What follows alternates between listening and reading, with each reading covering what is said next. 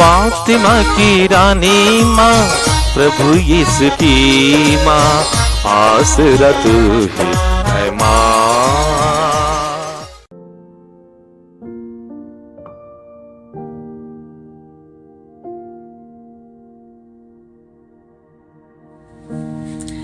वर्ष का 32वां इतवार।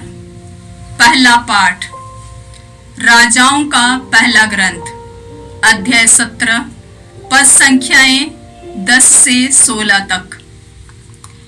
एलियस उठकर सरेप्ता गया। शहर के फाटक पर पहुंचकर उसने वहां लकड़ी बटोरती हुई एक विधवा को देखा और बुलाकर कहा, मुझे पीने के लिए घड़े में थोड़ा सा पानी ला दो। वह पानी लाने जा ही रही थी कि उसने उससे पुकार कर कहा, मुझे थोड़ी सी रोटी भी ला दो। उसने उत्तर दिया, आपका ईश्वर जीवंत प्रभु इस बात का साक्षी है कि मेरे पास रोटी नहीं रह गई है। मेरे पास बर्तन में केवल मुट्ठी भर आटा और कुप्पी में थोड़ा सा तेल है। मैं 2-1 लकड़ियां बटोरने आई हूँ। अब घर जाकर उससे अपने लिए और अपने बेटे के लिए पकाती हूँ। हम उससे खाएंगे और इसके बाद हम मर जाएंगे। एलियस ने उससे कहा, मत डरो, जैसा तुमने कहा वैसा ही करो, किंतु पहले मेरे लिए एक छोटी सी रोटी पकाकर ले आओ। इसके बाद अपने लिए और अपने बेटे के लिए तैयार करना, क्योंकि इस्राएल का ईश्वर प्रभु यह कहता है, जिस दिन तक प्रभु पृथ्वी पर पानी ना बरसाए उस दिन तक ना तो बर्तन का आटा समाप्त होगा और ना तेल की कुप्पी खाली होगी।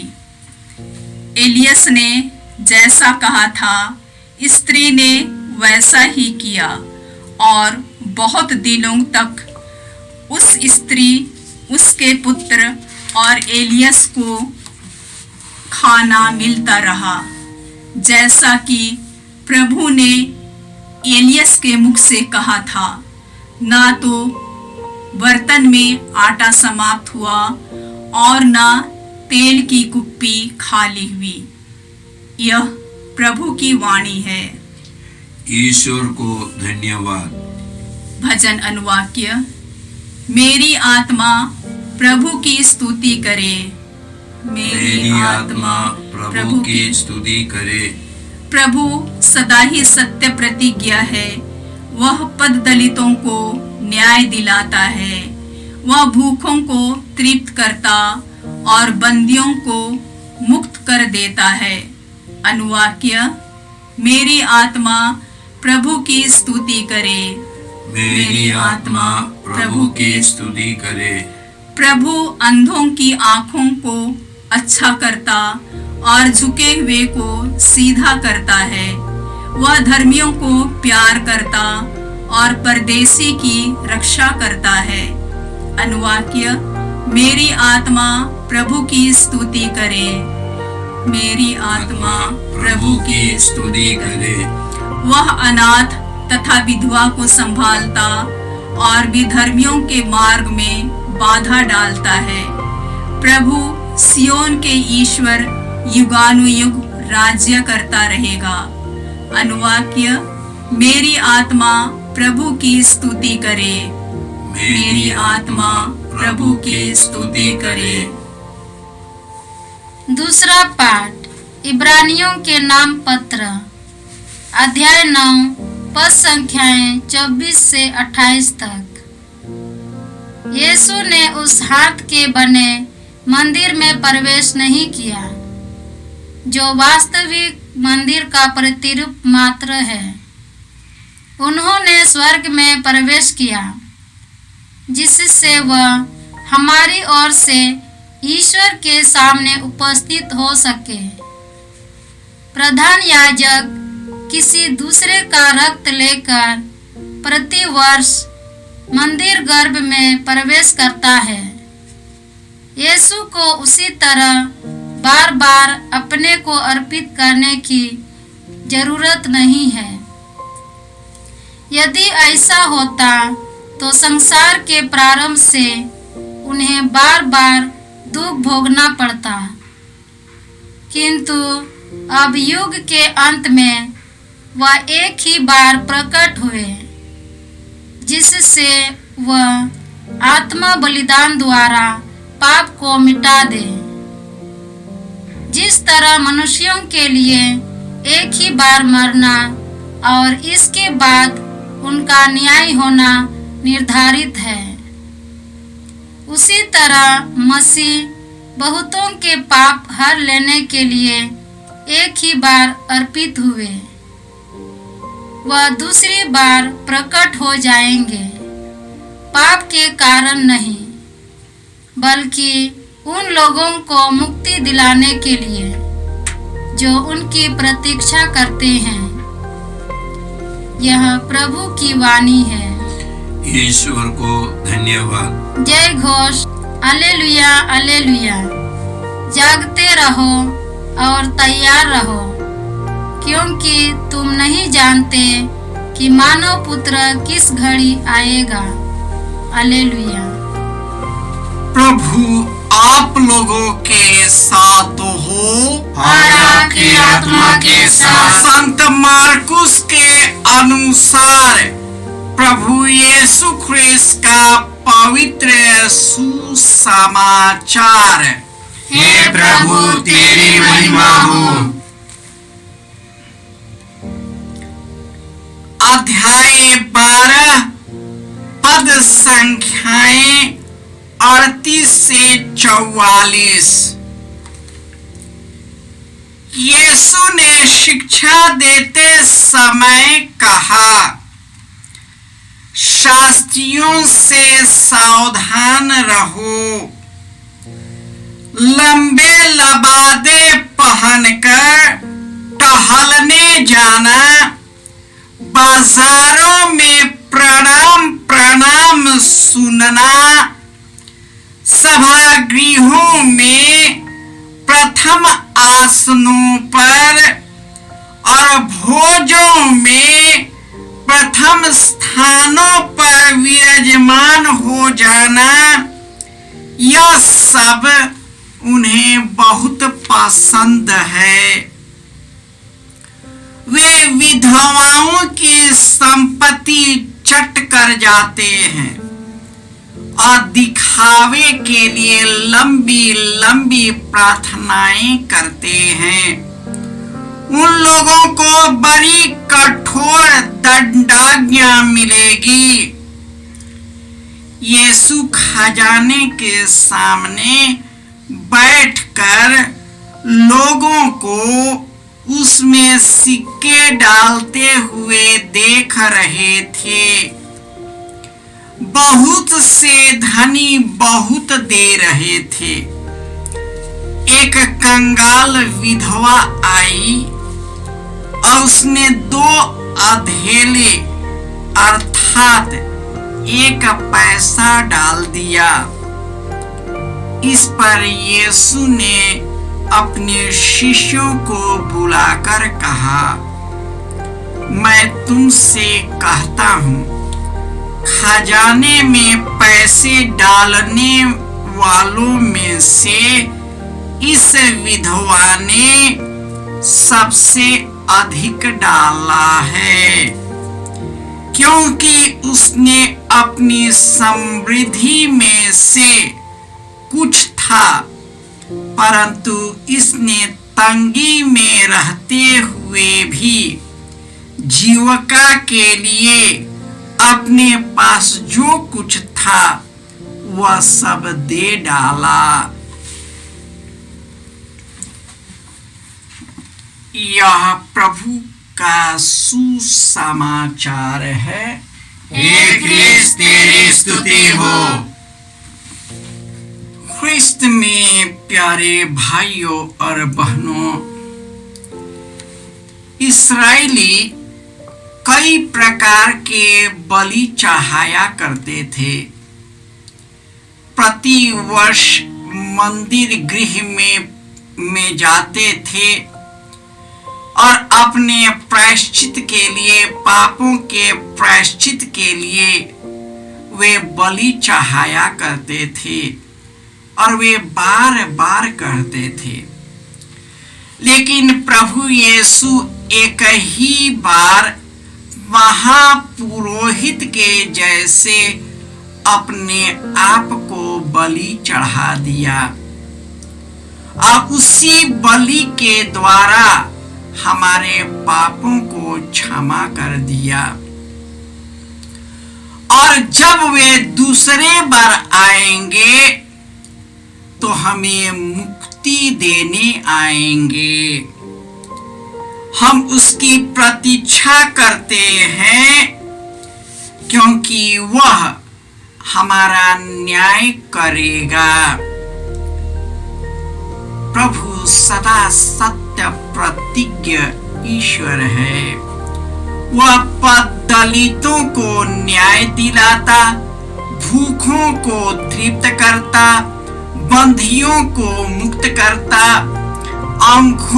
अंधों को दृष्टिदान देता, झुके हुए को सीधा करता है, धर्मियों को प्यार करता और परदेशियों की रक्षा करता है, अनाथ और विधवाओं को संभालता है और विधर्मियों के मार्ग में बाधा डालता है।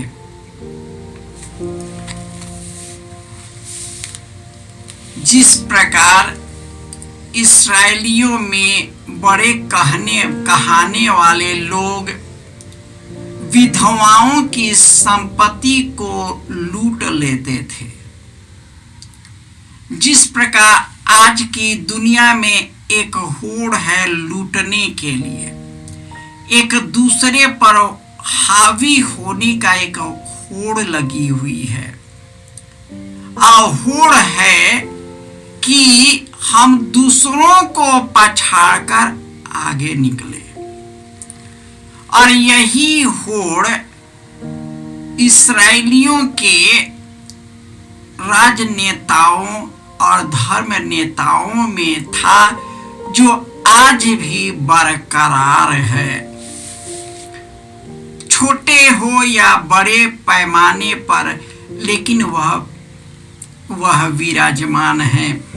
दूसरों की अधिकार की संपत्ति को लूटना ही अपनी बड़ाई मानते हैं और ऊपर से धर्मी दिखाने के लिए मंदिरों में दान भी देते हैं। इसी प्रकार यीशु लोगों को दान देते हुए देखा। लोग अपनी लूटपाट की समृद्धि में से डाल रहे थे और एक कंगाल विधवा थी जो उसके पास 2 अधेले माने एक दिन का ही खर्च, वो भी उन्होंने दान दे दिया।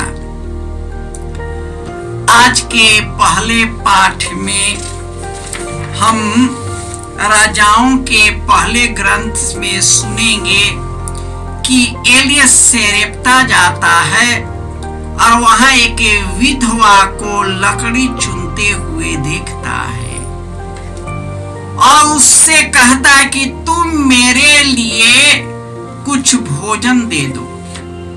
उसने कहा, महोदय, मेरे कुप्पी में एक मुट्ठी आटा है और तेल है, उतना ही है। तुम मेरे लिए भोजन तैयार करो। उस विधवा ने जो उसके पास थोड़ा था उसे दे दिया और ईश्वर की कृपा ऐसी रही कि उस कुप्पी में ना आटा कम हुआ ना तेल कम हुआ। आज दुनिया में भोजन की कमी नहीं है। संसाधनों की कमी नहीं है। आज हमारे देश में सबसे बड़ी जरूरत है अपने आप से ऊपर उठना। हम केवल अपने लिए रखते हैं, दूसरे के अधिकार को भी अपने वश में कर लेते हैं, लोगों पर निरंकुश शासन करते हैं और अपना ध्वंस जमाते हैं। हम राष्ट्र की संपत्ति को उड़ा देते हैं, बेच देते हैं और अपने लिए ही जमा करते हैं। यही कारण है कि हमारा देश बिखरता जाता है। हम टूटते जाते हैं। सब कुछ रहते हुए भी हमारे बाल बच्चे पथ भ्रष्ट हो जाते।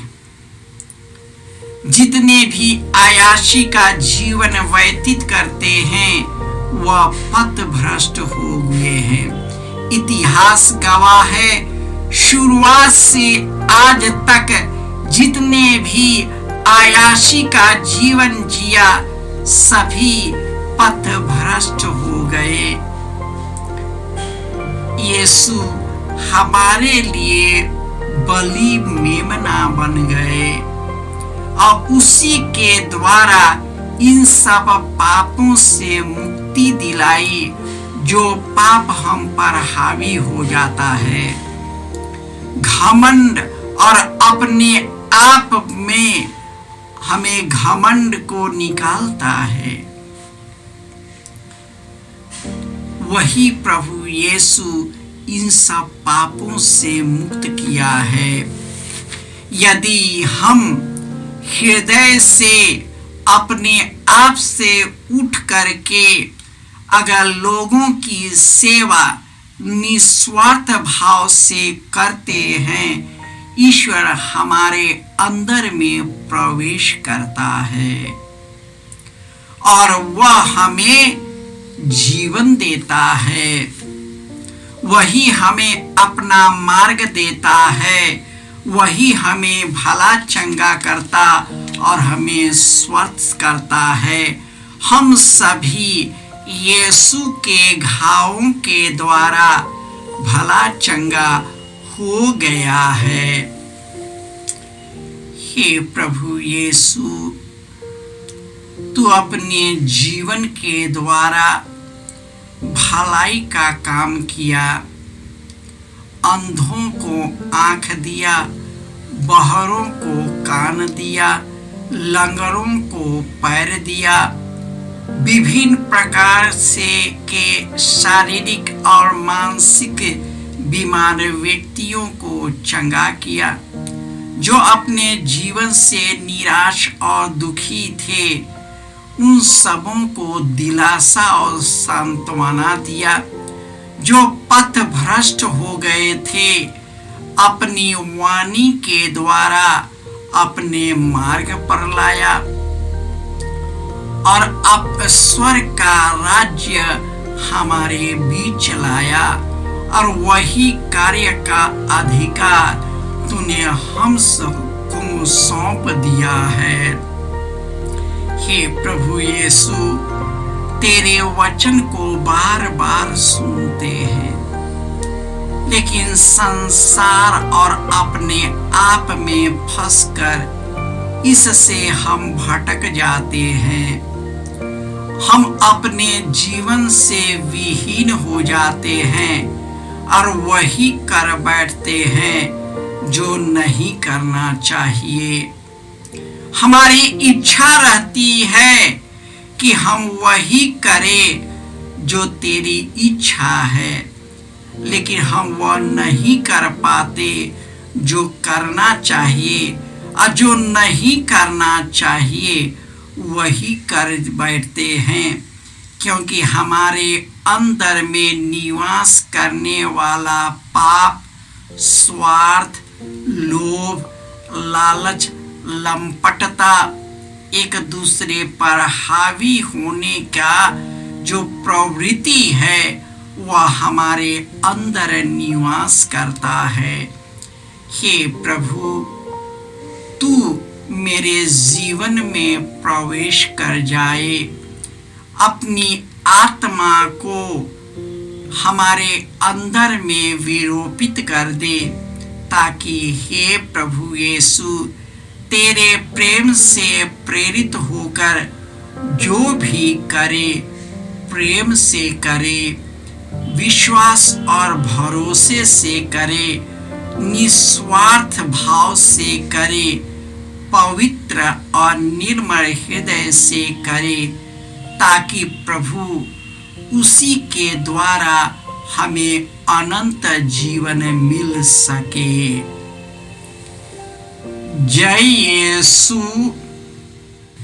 जय यीशु क्रिस्त में प्रिय भाई और बहनों, प्रभु यीशु ने हमें आदेश दिया है संसार के कोने कोने में जाकर सारी सृष्टि को सुसमाचार सुनाओ। सुसमाचार सुनने के लिए और सुनाने के लिए एक अच्छा मौका है।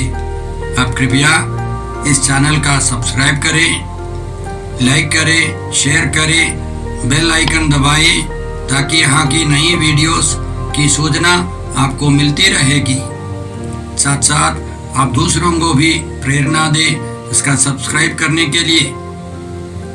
याद रखें, कल के मिसा के दैनिक पाठ और उस पर टिप्पणियाँ आज ही दोपहर के बाद हम लोग अपलोड करते हैं। कृपया आज ही उसको सुनकर कल की तैयारी करें। प्रभु यीशु आपको और आपके परिवार को 100 गुनी आशीष देंगे। जय यीशु।